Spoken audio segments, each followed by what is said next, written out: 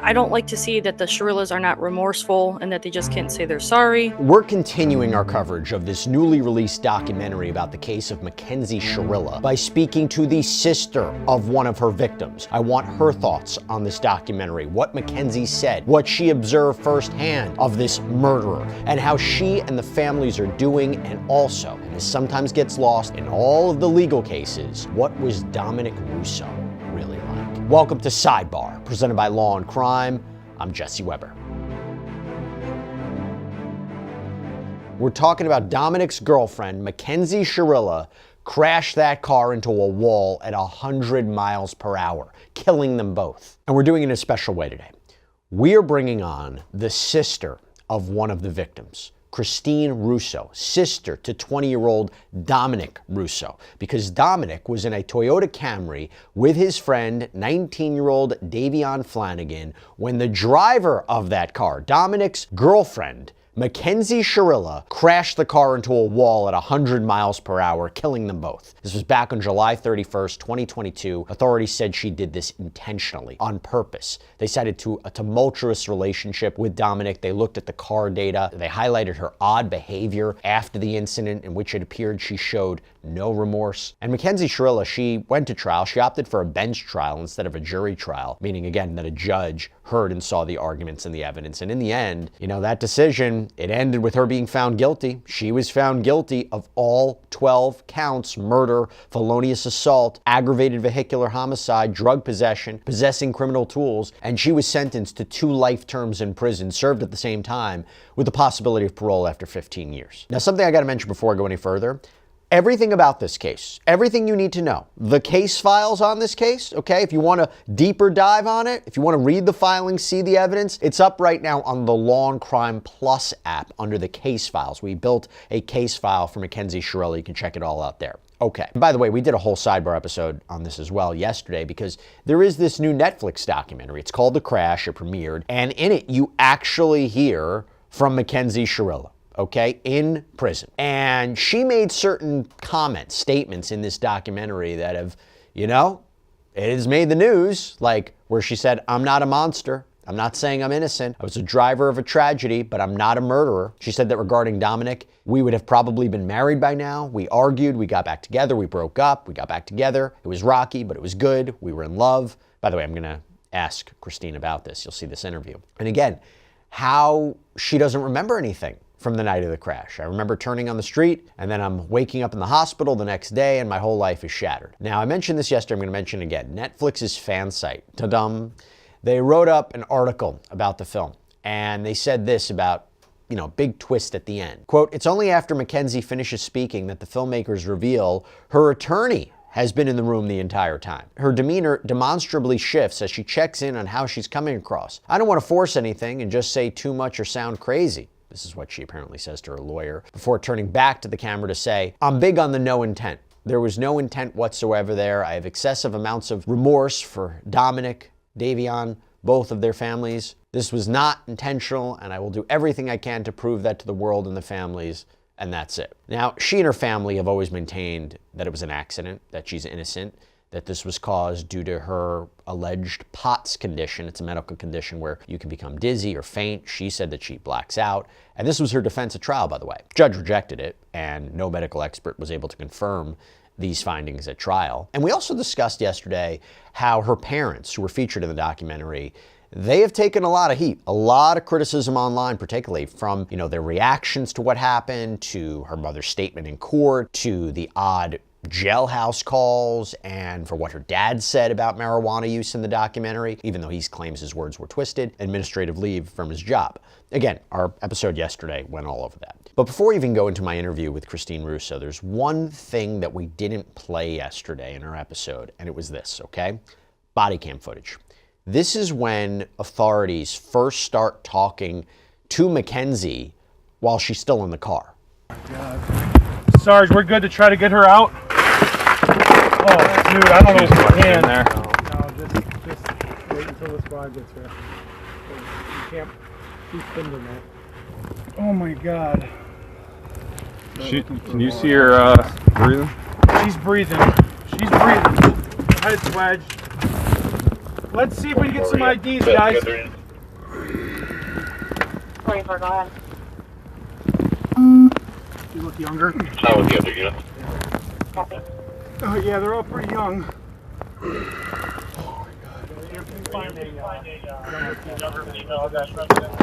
I don't feel anything. I don't feel a pulse. She's breathing. I saw her stomach. Her stomach's moving. Oh yeah, yeah. We got two that are gone. Yeah.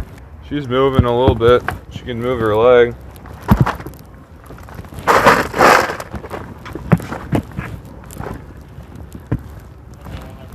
Mackenzie, can you hear me? Can you move your leg or your arm or anything? Is she talking? Yeah. Is she talking? Yeah, she can hear me a little bit. I saw her moving her left leg.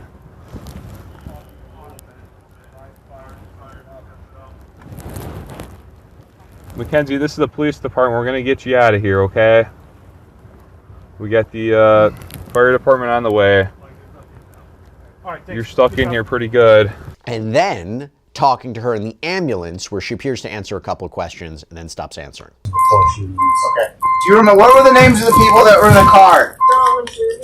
Dom and David? Davion? Damien? Davion. Do you know his last name? Okay. Do you know where he lives? Staying with her in town. So now, as Mackenzie Shirilla is locked up at the Ohio Reformatory for Women in Ohio, and yes, it's possible she could be paroled as early as 2037. This is according to the Department of Corrections. I mean, she would be in her early 30s. I do want to get some perspective now. I want to get some context. I did this interview with Dominic's sister, Christine Russo, who hosts this podcast. It's called the Big Sister Unhinged podcast. And she has been very vocal about this case, the documentary. Here's my interview with her. All right, joined right now by Dominic's sister, Christine Russo, who, by the way, launched a podcast I encourage everybody to check out. It's called the Big Sister Unhinged podcast. And Christine, thank you so much for taking the time to come on here, particularly now. I know it's not easy talking about this. I know it's not easy talking about this when it's so in the news right now, but I think you're doing something incredibly unique. And I before we even talk about the documentary, why did you want to launch your own venture here, your own podcast? Because when I'm listening to it, it does make me wonder, is it not only bringing attention to your brother in this situation and this case, but is it also therapeutic in a way? Does it help in a way? Mm-hmm. Yeah, I launched it for several reasons. Being therapeutic is just one. I knew that before this Netflix movie came out, for years it's been a talk around the community. It's been on the news, a couple of shows, but I had a feeling that this was going to be so humongous. And I also have had to battle a lot of misinformation, a lot of lies spewing, and a lot of movements about freeing my brother's murderer. And I've been dealing with that for quite some time. And I've always felt and my entire family, very helpless, being so small on the internet, trying to correct misinformation. So I really just tried to establish some type of platform so when this aired, they could hear our voices. What's the response been like to your podcast and what you've had to say? So much support. There's of course going to be trolls here and there, but overall, I was not ready to have so much support. I was like, wow, I didn't know that this would be so awesome. You know what I'm saying? I've heard other stories of people sharing their grief with me, just how I've made people feel better. My family is very thankful for sticking up for Dom. Like, it's just been overall a better experience. And the only other option that I had was to sit back and watch everybody else online talk about my brother and talk out the side of their neck, act like they know facts, or, that they're all medical experts or mechanical experts. And, it was either sit back and watch the internet run wild with misinformation, or do this. So did you watch the whole documentary? Did you sit through did you watch all of it? I got to preview it. The producers flew in from the UK in January, and I previewed it then. Helped make some edits. They took out some things that were not nice things that were said about my brother from certain people um, in the cast. And but since it's been out as of last Friday, I attempted to watch it for a minute or two, and I can't get further than that. I don't want to see it. Is that because it's so difficult to revisit this moment, or is it because there's information in there that you say is not true? I don't like to see that the Shirillas are not remorseful and that they just can't say they're sorry. And it's more of I'm really good with disconnecting and making this like a story sometimes where it's like not actually that my brother is gone in real life. It's like I'm kind of out of touch with reality a little bit. So watching it, it's just overwhelming. When you say misinformation, whether it's what you believe was in this project or online, what is some of that misinformation that you're trying to correct? Um, right off the top of my head was for instance, Landon and Rosie, they make themselves out to be my brother and Davion's best friend. Like they told the world on Netflix that they were best friends. And at the same time, they turn around and say very terrible things about my brother and his lifestyle, and things like that. So I want to make it clear that they are not his friends. Then they weren't Davion's best friends. They were acquaintances. They say things like, "Oh yeah, I was best friends with Davion, or I was best friends with Dom," but he was a drug dealer. It's like, no, they are Kenzie's friends trying to make my brother look bad. Those are her best friends, and they just put my brother down, and that's where I draw the line. Is my brother's not here anymore, so now I'm going to defend him.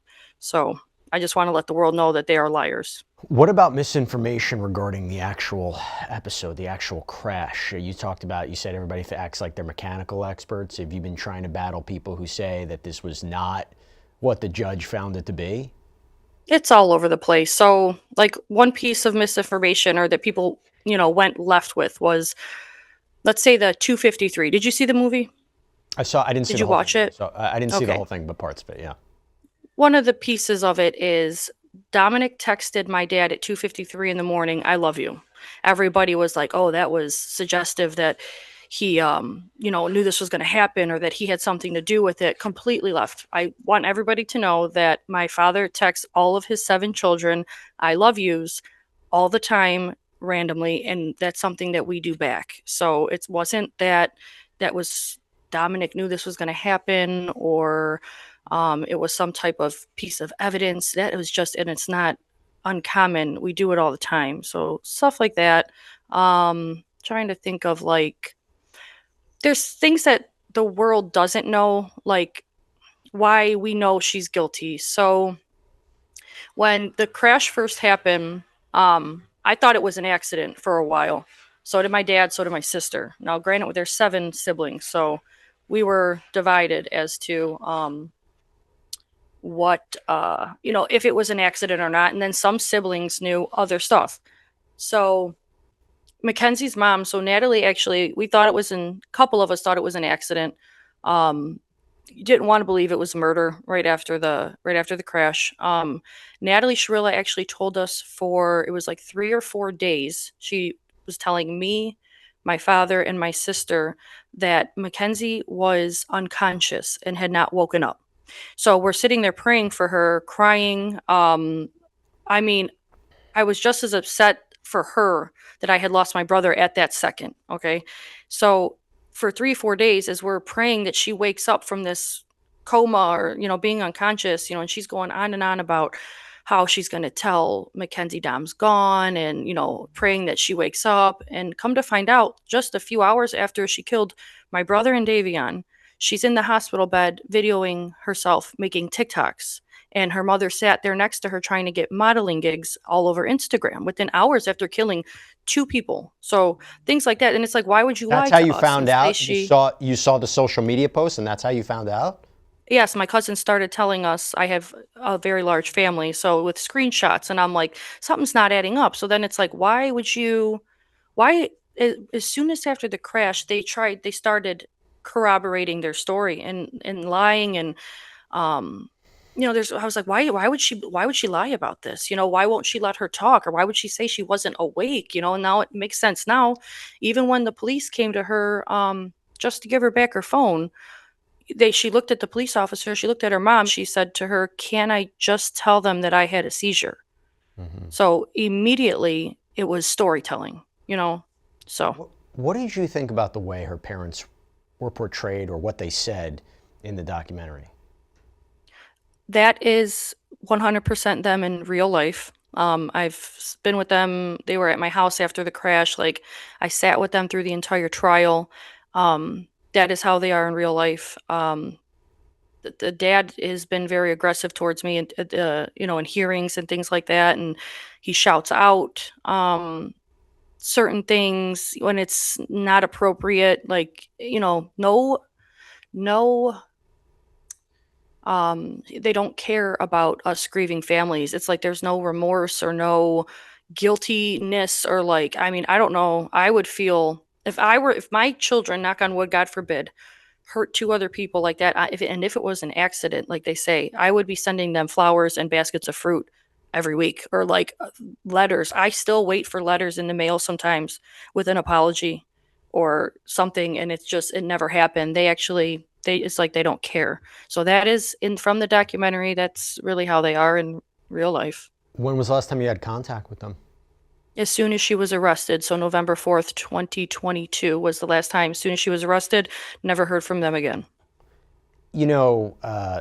Steve has been placed on administrative leave from his job after the documentary. What do you think about that? I think the whole thing in general, that my brother is gone and Davion are gone. I think the whole thing is sad.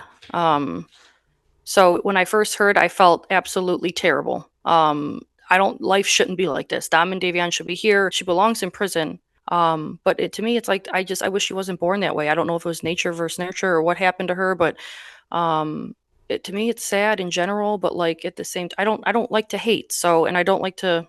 Right. I don't know. Well, look, talking about Mackenzie, the big thing was what she had to say in this Netflix documentary, where she said she's, not a monster. She has remorse. She thinks about No. Dom and Davion all the time. She said it wasn't her intent. She was big to say it wasn't her intent. What do you make of those statements? It's a joke. You could hear the calls that, they have all of her calls recorded, and I'm a little bit on my podcast that I try to listen to, and it makes me sick. But you can hear online all of her jail calls, and she's laughing at the victims, laughing at the family, laughing about getting famous. Like, she is just so full of it. It was completely rehearsed. She couldn't make eye contact. She talked a lot slower than she did. Like, that was not Ken. That wasn't Kenzie. In the trial, she cried after the victim impact statements were read. Cried and cried, and then come to find out, she went in the back. She called her mom.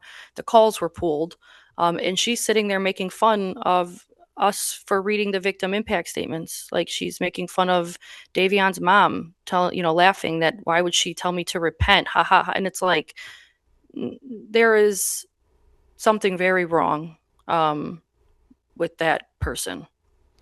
Well, she and her family have always maintained, right, her innocence, and they keep putting, this defense of POTS. In your experience with Mackenzie, did you ever see any symptoms of POTS? Not myself, nor anybody in my family even knew that she had that. Neither was there any medical records indicating anything about POTS, I believe. Because that was discussed in the trial as well. But us as a family, we never knew she supposedly had this. I still don't think she does. I think that they looked up what kind of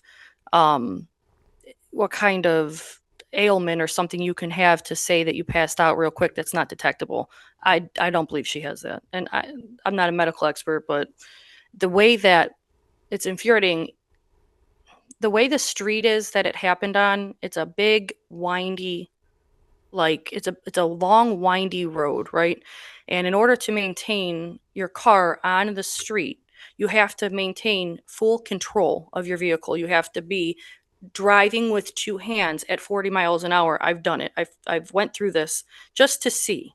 So at 40 miles an hour, you have to have your hands on the wheel and you're whipping your car if you're trying to go at 40.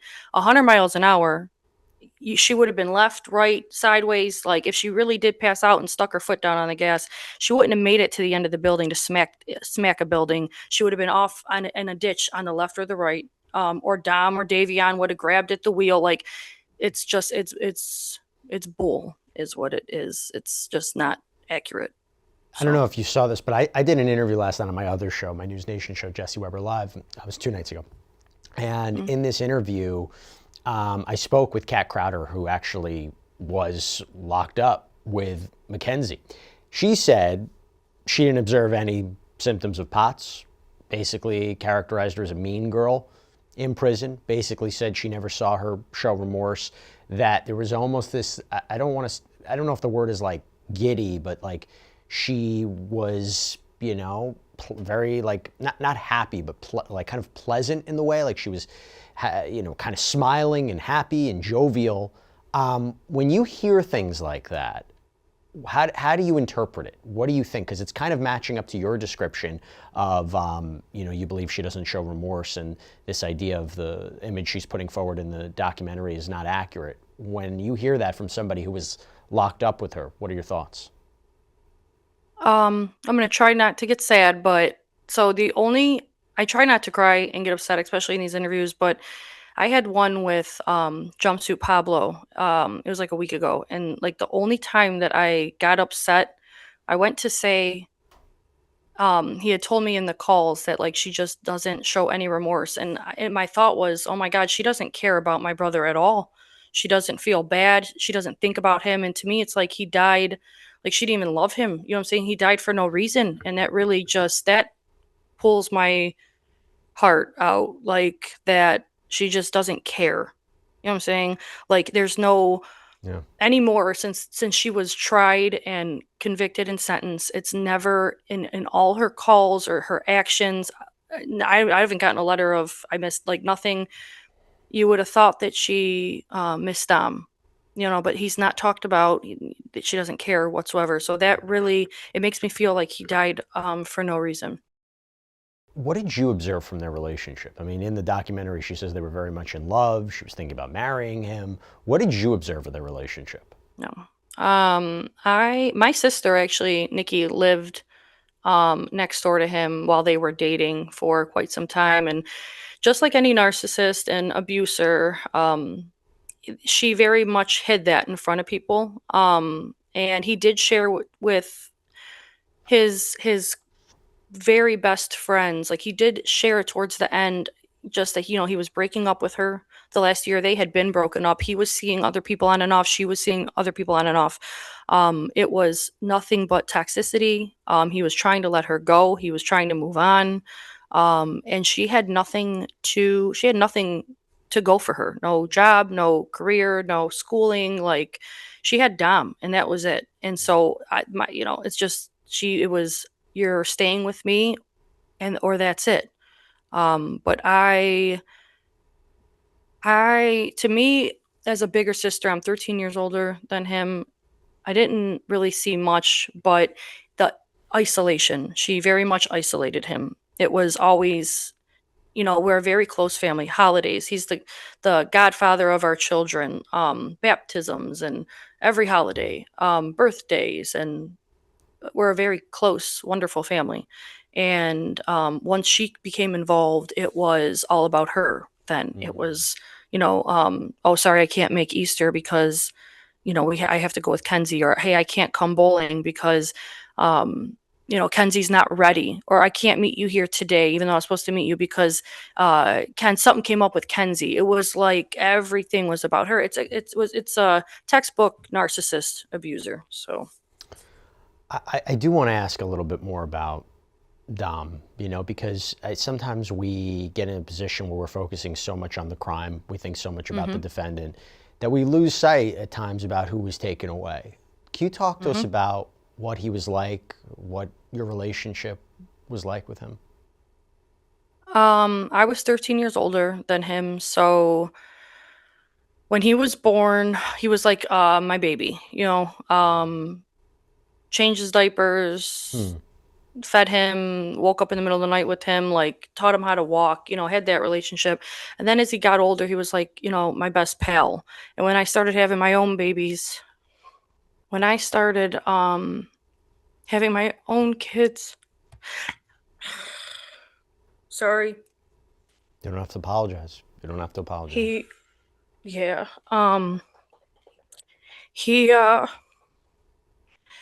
don't know, he was real. I can't talk anymore. It's okay. It's okay. He was a really good uncle, and he was fun, and the kids loved him, and he loved us. But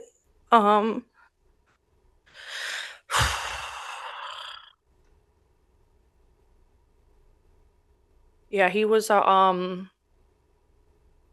really good person, ambitious, funny, fun to be around. His You could see now after he's passed, like how this really affected so many people. Just goes to show how loved he was. Yep. I mean, that's what I see. That's what I see from following this case, from seeing it. Universally loved. I mean, it's such a special impact on all of you. And, you get to see that. And I also understand right now that you have a special connection, a very strong connection with Davion's sister, right? I mean, can you talk to us about that? Because I also don't know what your relationship was like with him and his family. I had never met him, actually. Oh, wow. Okay. My dad just met him the day before that this happened. He was like a newer, I talked to Divine and I recorded it on my podcast and it's on there. But he was a football player and then he was injured. So then he started hanging out with a different group of friends, and that was my brother. So he was more of like a newer friend, but good friends. I unfortunately didn't get to meet him. But after the fact, I've just felt so much guilt. Like if it wasn't for Dom, like, or obviously I gotta stop thinking that because it was Kenzie who did this. But I feel like if he wasn't with my brother, then this wouldn't have happened. So I feel a lot of guilt about that. I look at two young sisters who lost their big brother. I feel the pain. And I'm very empathetic, so I can only imagine what they go through.